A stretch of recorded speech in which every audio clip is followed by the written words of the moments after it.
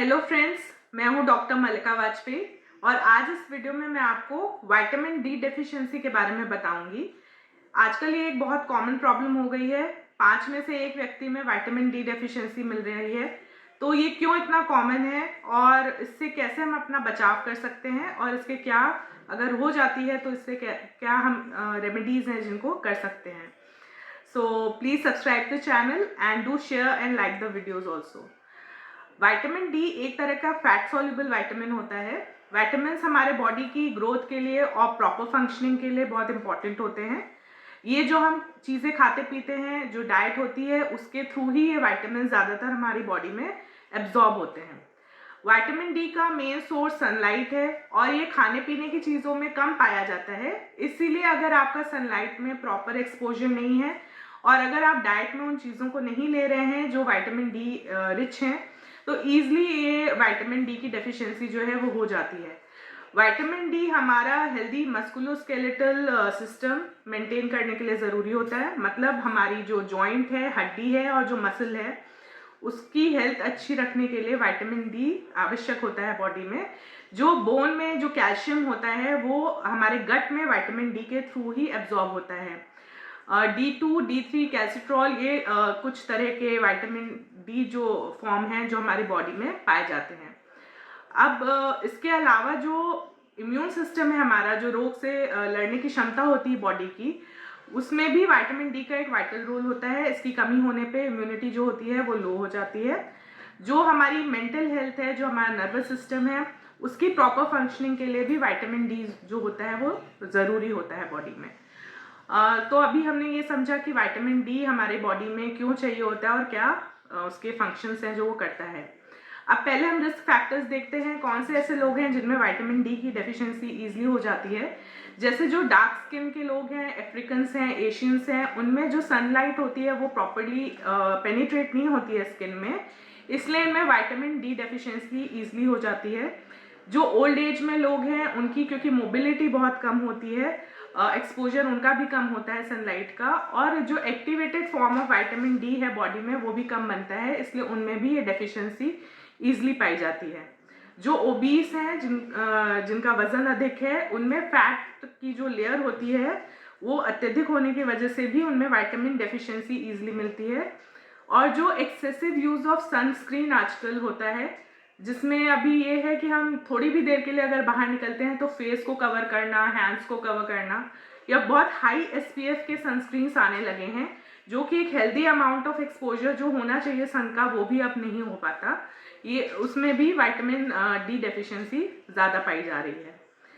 जो जोग्राफिकल मतलब जो अपने इक्वेटर से दूर कंट्रीज़ हैं, पोल्स की तरफ हैं, वहाँ पे भी क्योंकि सन का एक्सपोजर कम होता है तो उनके ऐसे लोगों में भी विटामिन डी जो है वो डेफिशिएंसी बहुत ईजिली होती है। कुछ हेल्थ कंडीशंस हैं, जैसे क्रोनिक लिवर डिसीजेज हैं, सिरोसिस है अगर लिवर का, या पोर्टल हाइपरटेंशन का रोगी है तो उनमें विटामिन डी डेफिशिएंसी ईजिली होती है। जो किडनी के पुराने रोगी हैं उनमें भी विटामिन डी की डेफिशिएंसी ईजिली होती है। कुछ सर्जरीज जो वेट लॉस के लिए होती हैं, बाईपास सर्जरीज, उसमें आंत का एक बड़ा हिस्सा हटाया जाता है। ऐसे रोगियों में भी जो विटामिन डी डेफिशिएंसी है वो ईजिली होती है, क्योंकि विटामिन डी जो है वो कैल्शियम को हमारे गट से एब्जॉर्ब करता है। इसलिए अगर कोई आंतों की बीमारी है, जैसे क्रॉन्स डिसीज़ हो गई या सीलियाक डिसीज़ है, जिसमें जो एब्जॉर्प्शन है न्यूट्रिएंट्स का वो प्रॉपर नहीं हो पाता है, तो ऐसे लोगों में भी विटामिन डी डेफिशिएंसी जो है वो बहुत ईजिली पाई जाती है। कुछ तरह के मेडिकेशंस हैं, जैसे स्टेरॉइड्स हैं, उसका उपयोग करने से भी विटामिन डी डेफिशिएंसी हो सकती है। और कुछ हार्ट पेशेंट्स में स्टैटिन्स मेडिसिन जो स्टैटिन्स के चलते हैं, उसमें भी उसके भी उपयोग से विटामिन डी की डेफिशिएंसी हो सकती है। तो ये तो कुछ हमने कॉजेज़ देखे जिनमें विटामिन डी डेफिशिएंसी और ऐसे रिस्क फैक्टर्स जिसमें होती है। वेजिटेरियंस में बहुत ईजिली विटामिन डी डेफिशिएंसी होती है, क्योंकि vegetarian source of vitamin D बहुत लिमिटेड है। तो अगर आपके खाने पीने में आप ऐसे डाइट को नहीं ले रहे हैं तो बहुत ईजिली विटामिन डी डेफिशिएंसी हो जाती है। अब हम देखते हैं कि विटामिन डी के डेफिशिएंसी होने पे लक्षण क्या होते हैं बॉडी में। सारे जॉइंट्स का पेन करना, कुछ लोगों में जिनमें कैल्शियम की डेफिशिएंसी होती है, वो कैल्शियम लेते हैं डेली, उसके बाद भी उनको सिम्टम्स ठीक नहीं हो रहे हैं, तो आप अपना विटामिन डी भी चेक कराइए। अगर विटामिन डी कम है तो कैल्शियम का एब्जॉर्प्शन होगा ही नहीं प्रॉपर, और इसकी वजह से वो आपके सिम्टम्स नहीं जा रहे होंगे। तो एक नॉर्मल सा ब्लड टेस्ट से विटामिन डी की डेफिशिएंसी पता चल जाती है। 20 नैनोग्राम्स पर ml से अगर कम है विटामिन डी, तो आप में विटामिन डी की डेफिशिएंसी है। इसके अलावा मसल क्रैम्प्स बहुत होते हैं, यानी पैरों में ऐठन होना, काफ मसल्स में दर्द होना, ये लक्षण एक पाया जाता है। डिप्रेशन और एंजाइटी भी ऐसे लोगों में ज़्यादा पाई जाती है। विटामिन डी का मेंटल हेल्थ से डायरेक्ट कोरिलेशन देखा गया है। अल्जाइमर्स में, डिमेंशिया, मेमोरी लॉस में भी इसका रोल है कि विटामिन डी डेफिशिएंसी से भी ये सब चीज़ें और बढ़ जाती हैं, ये लक्षण बढ़ते हैं। इसके साथ साथ अगर आप अच्छा एक लाइफस्टाइल फॉलो कर रहे हैं, डाइट का ध्यान रख रहे हैं और एक्सरसाइज कर रहे हैं, उसके बाद भी अगर आपका वेट नहीं कम हो रहा है और खासकर बेली फैट, तो ये भी विटामिन डी डेफिशिएंसी की वजह से हो सकता है।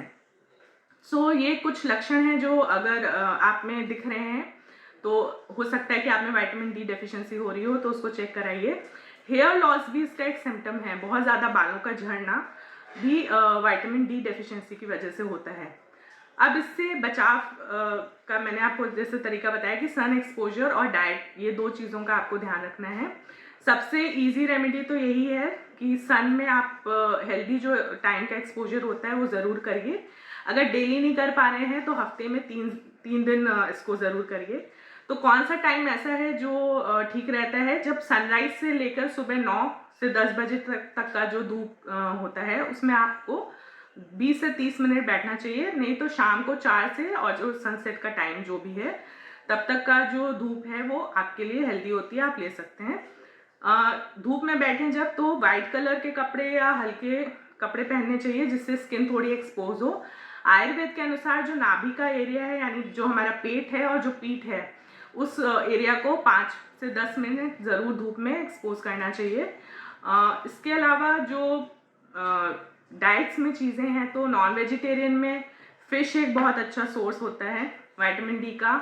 एग योक बहुत अच्छा सोर्स है। कॉड लिवर ऑयल भी एक रिच सोर्स होता है विटामिन डी का। वेजिटेरियंस के लिए जो मिल्क है, काउ मिल्क, वो बहुत अच्छा सोर्स है विटामिन डी का।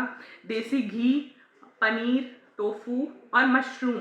पर मशरूम में ये ध्यान देना चाहिए कि जो बाहर आजकल मशरूम, क्योंकि इंडोर्स भी कल्टीवेट किए जा रहे हैं, जो मशरूम बाहर सनलाइट में उगे हुए होते हैं वो ज़्यादा अच्छे सोर्स होते हैं विटामिन डी के, तो उनका उपयोग करिए।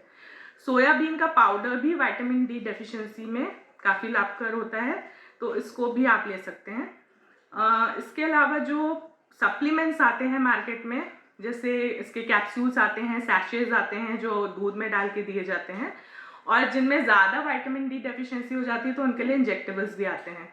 पर ये कितना आपको लेना है, किस मात्रा में लेना है, कितने इंटरनेशनल यूनिट का आपको डोज दी जाएगी, वो आप में कितनी विटामिन डी की डेफिशिएंसी है उसके अनुसार आपका डॉक्टर आपको डिसाइड करके बताएगा। तो normally 600 to 1000 international unit day का विटामिन डी की रिक्वायरमेंट होती है, जो हमारे खाने पीने से और सन के एक्सपोजर से पूरी होनी चाहिए। अगर ये नहीं हो रही है तो फिर आपको सप्लीमेंट्स इसके साथ ले सकते हैं। So I hope this video helps you out, and we will meet again very soon. We heal by Ayurveda.